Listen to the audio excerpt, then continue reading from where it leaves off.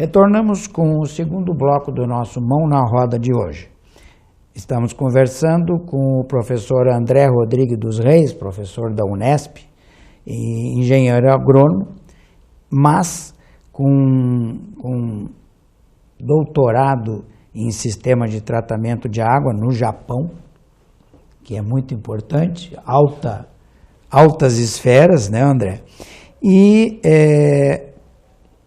que dá na Unesp aqui de Tupã, trabalha com biologia vegetal e biosistemas de produção vegetal. No primeiro bloco nós conversamos sobre tratamento de água e o André teve a oportunidade de nos chamar a atenção para essa questão em que o cidadão está inserido de uma maneira muito intensa e que deve aprender e dar importância à prevenção, principalmente na questão de medicamentos jogados no meio ambiente e plásticos e embalagens e enfim, o lixo reciclável. Correto, André? Isso, exatamente, né? Então, só para relembrar o que nós falamos no bloco anterior, né, a parte de descartar esse medicamento vencido, né, de forma correta, né? A forma correta seria você devolver algum posto de saúde, ter um local correto, existe no posto de saúde. O sistema, existe o sistema. Então é muito importante a gente se conscientizar, a população tem que se conscientizar que não jogar esse medicamento em qualquer lugar, né? Não jogar na descarga, dar uma descarga, porque isso afeta vários ambientes aquáticos, né? A coleta seletiva de lixo também é uma boa educação ambiental para melhorar, né, a qualidade aí, dos aterros sanitários. E na agricultura, né, que é a minha grande área e minha grande paixão, é o uso de fertilizantes de forma correta, né? Às vezes muitas pessoas falam assim, o fertilizante ele é o responsável pela poluição ambiental. Ele pode até ser, desde que utilizado de maneira incorreta. Claro. Né? Então, o produtor rural tem que todo ano fazer a análise do solo, a análise química do solo e ver. É a mesma coisa, quando os seus pacientes te procuram, falam assim, doutor Paulo, eu estou com dor de estômago. Provavelmente o senhor vai pedir para ele um exame de fezes, de urina, um exame de sangue. A agricultura é a mesma coisa. Então, não é só chegar e, vou colocar tanto de super simples, tanto desse fertilizante, tanto de KCl. Não, a gente tem que fazer um diagnóstico do solo primeiro, porque, primeiro, que os solos eles não são uniformes, né? Muito diferentes. São muito diferentes. Aqui em Tupã é um tipo de solo, no Paraná é outro, no Rio Grande do Sul é outro, em Minas Gerais outro, no Mato Grosso outro tipo de solo. Então, esses solos eles têm necessidades de quantidades diferentes de fertilizantes. Cada cultura, se é banana é uma recomendação, se é soja é uma outra recomendação, se é hortaliça é uma outra recomendação. Agora você falando, André, eu lembrei, os produtores de vinho, por exemplo, numa mesma propriedade, eles têm lotes diferentes para determinadas uvas, etc., que será mais produtivo ou não, conforme a qualidade do solo. Conforme a qualidade do solo, conforme a quantidade de matéria orgânica do solo. E cada uva, cada banana, cada variedade de uma cultura, ela tem uma necessidade nutricional diferente. Então é muito importante o produtor fazer o quê? A análise do solo. A análise do solo tem que ser feita. Uma análise do solo custa barato, custa R$35, mas geralmente custa uma análise do solo. E ali você vai ter toda a descrição da característica química do solo. E ali a gente consegue calcular a quantidade correta do fertilizante a ser aplicado. Com R$35 você tem uma caracterização do solo, você pode economizar na aplicação de fertilizante, porque fertilizante é caro, fertilizante é comprado em dólar. Sim. Então você economiza, você coloca a fonte certa, na quantidade certa, você pode colocar na hora certa, né? E vai aumentar a sua produtividade. E vai aumentar a produtividade, sem dúvida. Se não fosse os fertilizantes, a população não teria chegado a 7 bilhões. Então, todo mundo sabe que o fertilizante ele foi desenvolvido, na verdade, a síntese da amônia, de amônia, de nitrogênio, ele foi desenvolvido para fins bélicos, na verdade, durante a Segunda Guerra. Durante a Primeira e Segunda Guerra Mundial, a Alemanha bancava cientistas para descobrir um jeito de fazer bombas. E na época fazer bomba era TNT, trinitrotolueno. Então os pesquisadores davam um jeito de tirar o nitrogênio do ar e sintetizar. Até que conseguiu sintetizar o nitrogênio numa bolinha, que é o fertilizante. Hoje é conhecido como fertilizante. Mas isso era usado para a fabricação de armas, de bombas. E o pessoal via esse resto, quando jogava, era jogado, descartado. E onde esse resto desse material era descartado, as plantas cresciam enormemente. Então aí começou a história dos fertilizantes. E hoje a gente sabe que sem os fertilizantes é impossível.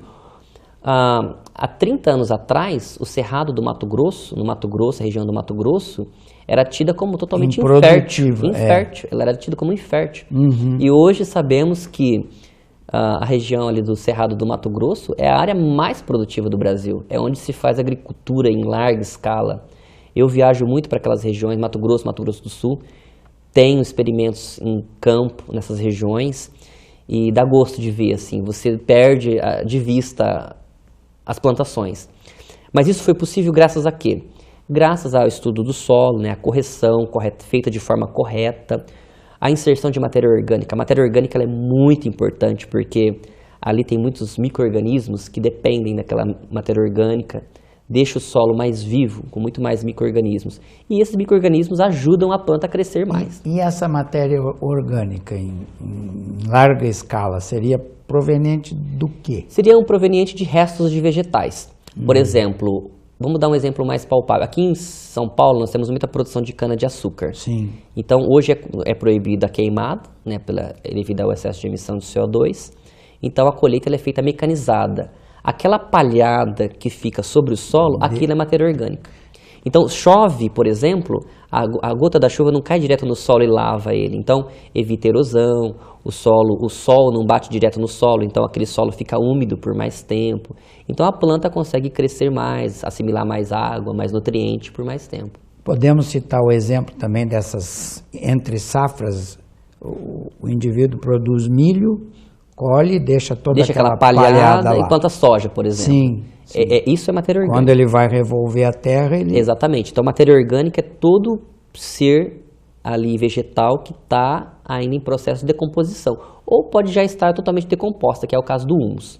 Mas a definição da matéria orgânica seria aquela palhada que está em decomposição. Sim. Até porque em larga escala, humus nós não vamos ter. Produzir, não é impossível produzir. Exatamente. Então a matéria orgânica ela é muito importante. Bom, pode falar. Ela previne a erosão, né, uma série de outros danos ambientais. Sim. E ainda vai proteger o solo de uma maneira geral. Exatamente. Daí aumentando a produtividade. Exatamente. Realmente, e aí a gente voltando, se fôssemos voltar, que não vamos, ao primeiro assunto, que seria a questão do tratamento de água, vamos traçar um paralelo. Nós estamos, quando cometemos um pequeno ou grande crime ambiental, na verdade nós estamos nos voltando contra nós mesmos. Exatamente. E na agricultura seria mais ou menos isso. Seria a mesma coisa. Traçando um paralelo aí da água que nós falamos, né, se você pensar do lado dos fertilizantes, também cometemos o mesmo erro e isso volta contra nós. Como? Esses fertilizantes, se aplicados de forma incorreta, né, a aplicação do excesso desse fertilizante, ele, durante uma chuva ou um sistema de irrigação, ele pode ser lixiviado, percolado, né, dependendo do fertilizante, ele pode ser perdido, ou até na enxurrada mesmo, ele pode ser parte desse fertilizante, ele pode ser perdido, e aí atingindo aí lençóis freáticos, e que causa aí a poluição de rios, né, que não é legal. E aí a gente traçando mais uma vez um paralelo com a minha atividade, a medicina, então você vai encontrar indivíduos às vezes com problemas hepáticos e não sabe o motivo, né? E aí nós temos organoclorados, organofosforados que podem ser jogados e, como nós dissemos, voltando contra o próprio ser humano. Exatamente. Então, há aplicação de muitos organoclorados, organofosforados hoje na agricultura para combate de doenças, combate de pragas, né? Mas eles devem ser utilizados, como eu falei, com cautela, né, de forma sempre procurar a recomendação de um engenheiro agrônomo ou de um engenheiro ou de alguém que entenda, né, como utilizar aquele produto, porque cada produto ele tem uma classe toxicológica diferente. Sim. Então é muito importante procurar aí o auxílio de um profissional da área para poder utilizar esses produtos corretamente. Sem dúvida. E nesse papo aí, André, nós praticamente já começamos a entrar na produção de alimentos não funcionais, mas de uma produção melhor de alimentos. Certo. E a questão de alimentos funcionais. Então, a coisa já vai fica mais sofisticada, vamos dizer assim. Isso. Depois que teve a Revolução Verde, lá na Revolução Industrial, ali na Europa, né, a demanda, o aumento do número de população começou a aumentar muito. Então, desde aquela época, já tem pesquisas, né, na área agronômica para poder aumentar a produtividade agrícola.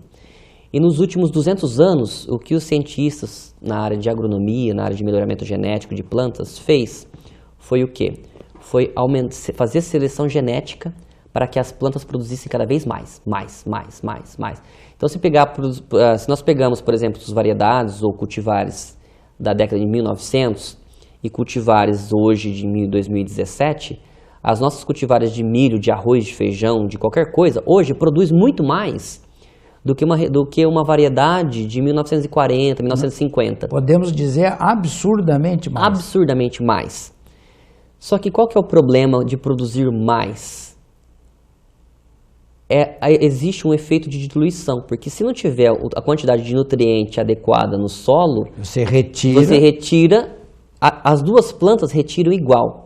Só que como essa planta produzida moderna, que a gente chama de cultivar ou variedade moderna, ela produz muito mais do que uma variedade ou cultivar antiga, a concentração desse nutriente no grão, na variedade antiga, é muito maior do que a concentração do elemento nessas variedades mais modernas, porque ela produz muito mais, e não tem como retirar esse elemento que é essencial para a saúde do homem.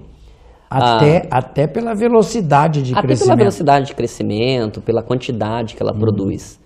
Né? Se você parar para pensar, 80% da população mundial tem problema com anemia.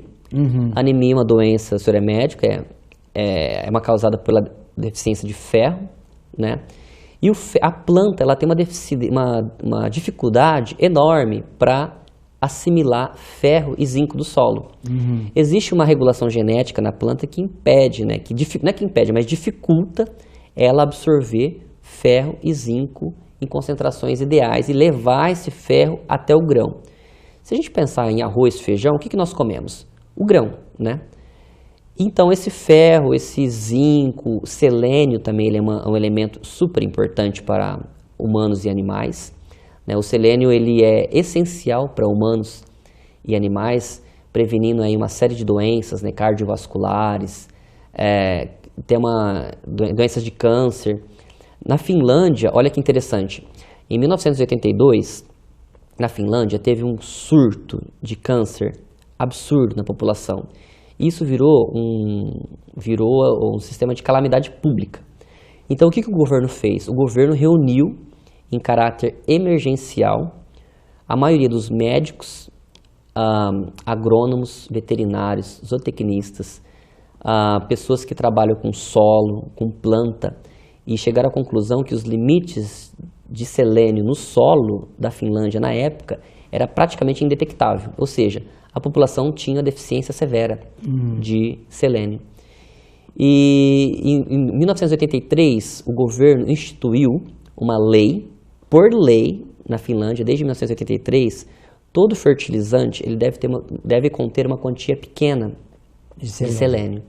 E esse selênio foi adicionado no fertilizante. O fertilizante você aduba o pasto.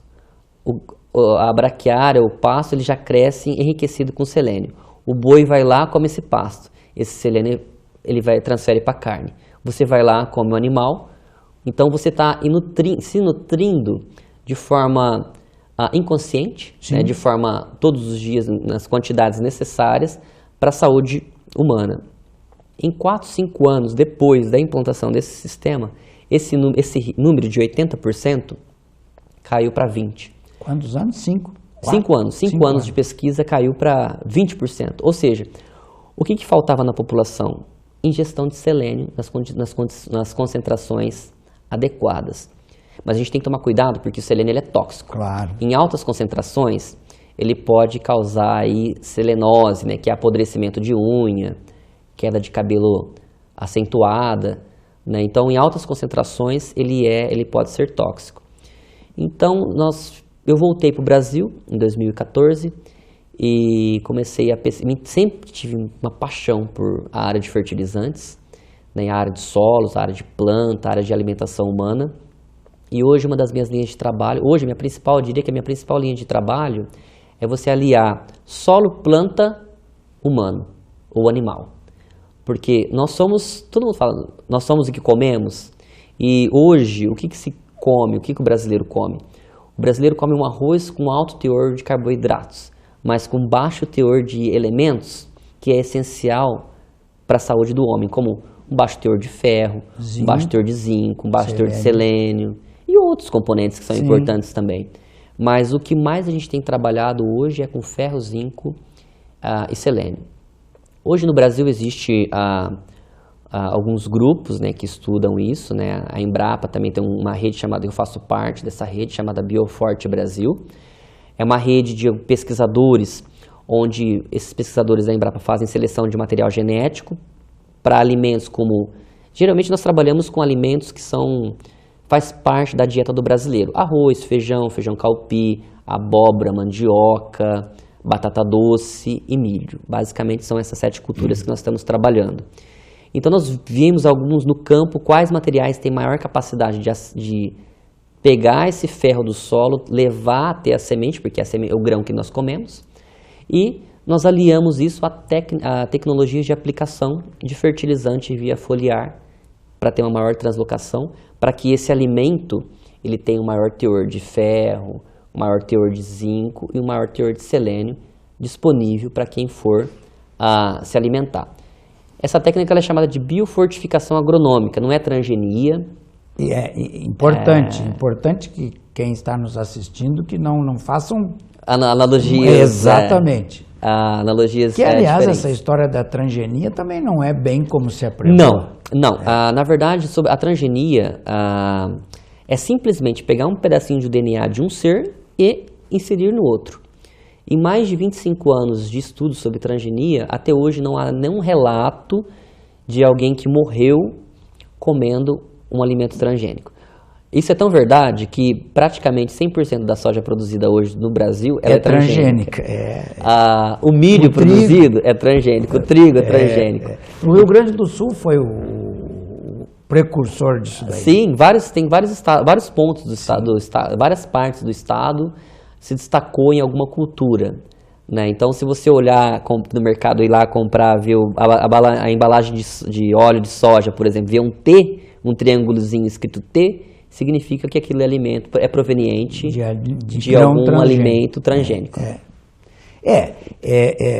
Até é importante, a gente, entre parênteses, nós já estamos, infelizmente, terminando o nosso tempo, que a gente trace esse tipo a gente comentar isso, André, porque se discute muito nas rodas de amigos e tal. Inclusive o Rotary se preocupou nisso e nós vamos ter a conferência agora, essa semana. Em uma conferência trouxemos um professor lá de Piracicaba, da Exalc, que fez uma palestra exclusivamente sobre transgênicos e exatamente isso há 10 anos atrás, exatamente isso que você está falando foram as palavras dele. Quer dizer, não há qualquer perigo em se consumir o alimento transgênico. Não há, porque ele não vai causar uma mutação no seu corpo, né? O alimento transgênico, na verdade, o que há por parte da população, eu recebo alunos no curso de Engenharia de Biosistemas, eles chegam com uma visão totalmente errônea. Distorcida. Porque muitas pessoas falam assim, mas os transgênicos vai transformar o beija-flor vai ficar com bico de pato. Não, Não acontece nada disso. Não há qualquer possibilidade. Não é. Assim, até mais de 25 anos de pesquisa, nunca ninguém... O que pode ocorrer quando você consome um alimento transgênico, por exemplo, eu tenho alergia severa a pimentão. Sim. Então, por exemplo, se eu comer um tomate que ele usou o DNA do pimentão, quando eu consumir, pode ser que eu tenha alguma alergia, alguma coceira, mas isso não vai me matar, né? Então, todo alimento transgênico está bem discriminado na embalagem, como que é. O transgênico, em seu início, não sei se eu estou... Gerou muito medo na população. Sim, muito medo. E porque também ele ficou muito atrelado à produtividade. Sim. Né? Então, até pesquisadores andaram, no início da transgenia, se discutia muito essa questão, porque a planta transgênica tinha uma produtividade 5, 10 vezes mais... Eu vou te dar um exemplo bem facinho do que é um alimento, o que é uma soja transgênica. Toda plantação dá muito mato, dá muitas plantas daninhas. Sim. E os herbicidas, ele mata o mato. Então, o que acontece? Só que tem herbicida que ele não é seletivo. Então, se esse herbicida ele chegar na folha da soja, a folha da soja vai começar a queimar, porque não tem seletividade. Então, ele mata a planta e mata a produção também. O alvo e não alvo, né? Sim, porque o alvo é a daninha. O que é uma planta transgênica? Conseguiu-se descobrir uma proteína que consegue degradar o herbicida. Então, adicionou-se um gene na plantinha da soja e a plantinha da soja produz essa proteína. Então, quando a molécula do herbicida chega na folha, como a folha produz essa proteína destrói a molécula do herbicida. Sim. Então, aí o herbicida vai matar o mato, mas não vai matar a plantinha de soja. Então, a transgenia é isso, é colocar um mecanismo que ela vai ter uma ação, né, ou contra a praga, ou contra a doença, ou contra herbicidas, né? No caso, você consegue produzir uma proteína, a própria planta, ela produz uma proteína que quando aquele herbicida chegar, tocar na folha, aquela molécula vai ser destruída e não vai ter efeito nenhum. E a mesma coisa em relação às pragas, né? Exatamente, né? Exatamente. Então ela consegue produzir compostos, né? Por exemplo, vou dar um exemplo mais fácil, talvez, para o pessoal que está assistindo entender. Você come banana. A banana, quando ela está verde, ela amarra a boca, né? Sim. Tanino. Então a planta, a transgênica, ela produz substâncias que deixam um gostinho ruim, então a praga não ataca ela. Sim, pronto. E eu posso dizer, André, aí uma curiosidade de leigo, né, no assunto. Eu posso dizer que quando se faz o dono de um pomar, quando faz como é que chama? Que faz enxertia. Ele, de uma certa maneira, ele está produzindo uma planta, porque está transferindo genes. Ali no caso, não chega a ter a transferência de genes, né? Mas a transgenia ela ocorre naturalmente. Uhum. Por exemplo, se a gente voltar na parte da história da batata doce, a batata doce antigamente era só raiz. Sim. Foi uma bactéria que infectou a raiz, a bactéria transferiu o DNA dela para a raiz e a raiz começou a crescer e virou um tubérculo e virou a batata. Então a transgenia está no nosso dia a dia e a gente não precisa se preocupar que ela vem para aumentar a produtividade, para fornecer mais comida para essa população que cresce cada vez mais. E uma produtividade, como nós dissemos, absurdamente maior, e graças a Deus. Sim, e aí a minha preocupação nós temos que produzir mais, mas produzir alimento com qualidade. Sim. Um alimento com qualidade nutricional para o humano ou animal, quando for consumir esse material, ele vai estar evitando aí uma série de doenças, né? Tá. O nosso tempo está esgotado, mas só mais uma coisinha que eu queria entrar rapidamente nesse assunto. Quando você fez o doutorado no Japão, você fez também em produção de alimentos funcionais? Fiz, eu trabalhei também. Então, na verdade, foi a questão do sistema de tratamento de água e produção de alimentos funcionais. Sim, porque lá é uma febre. No Japão essa questão, eles gostam de consumir alimentos enriquecidos. Então você encontra, é muito comum você encontrar nos supermercados no Japão, tomatinho, está escrito assim, tomatinho enriquecido com vitamina C. Sim. Então as pessoas tendem cada vez menos a tomar menos remédios nesses países. Sim. Então eles procuram alimentos enriquecidos naturalmente, né, que tem um alto teor desses micronutrientes que é essencial para a saúde do homem. Então imagina que maravilha não seria você consumir um tomatinho com teores ótimos de selênio, e você comer um tomatinho desse por dia, 2 tomatinhos desse por dia, e está prevenindo aí uma série de doenças, como câncer, por exemplo. Esse é o meu sonho no futuro, né? Então, produzir um alimento aí de boa qualidade, né? É um sonho bom. É um grande sonho que eu tenho. Até o final da minha carreira, eu quero concretizar esse sonho. Um legado que eu acho que esses pesquisadores como você podem trazer para todos nós, cidadãos. André, infelizmente já estamos sendo avisados há um tempo enorme que o nosso pouco tempo está esgotado. Nós traçamos a gente deu uma pincelada, como eu disse no primeiro bloco, sobre todas essas questões. E nós esperamos, André, que esse papo que a gente trocou aqui, que a gente bateu aqui, seja importante para o cidadão que tenha nos assistido, para entender um pouquinho mais essas questões e também, como nós falamos no primeiro bloco, ajudar a proteger-se e proteger todos os seus co-participantes dessa comunidade toda nossa. Né? E se algum telespectador que ficou com alguma dúvida sobre o que nós conversamos, pode entrar em contato. Tá? O site nosso da Unesp é www.tupa.unesp.br, e lá tem o curso de Engenharia de Biosistemas e tem ali a lista dos docentes com e-mail, telefone. Pode estar entrando em contato com a gente para tirar algum esclarecimento ou tiver alguma dúvida, pode estar entrando em contato com a gente, sim. Então nós vamos pedir ao Dernival, depois que insira esse endereço eletrônico, telefone, para que o cidadão faça valer, né? Faça valer essa oportunidade, que é muito importante. André, muito obrigado por estar aqui conosco. Eu acredito que tenhamos dado importantes informações para quem nos assistiu, e isso é o gol do nosso programa, do Mão na Roda, é melhorar a nossa comunidade. Eu que agradeço o convite, e eu e a Unesp nós estaremos sempre dispostos aí a atender a população, né? Pode procurar a gente. Eu agradeço o convite e muito obrigado. Espero voltar uma próxima edição futuramente. Vamos voltar sim, e vamos completar, vamos terminar com vários assuntos.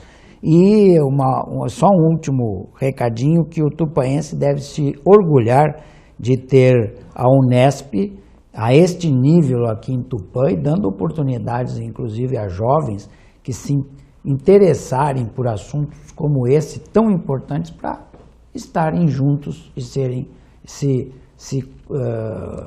dedicarem a esse tipo de ação, que é das coisas mais bonitas que o homem pode fazer para melhorar a comunidade nossa.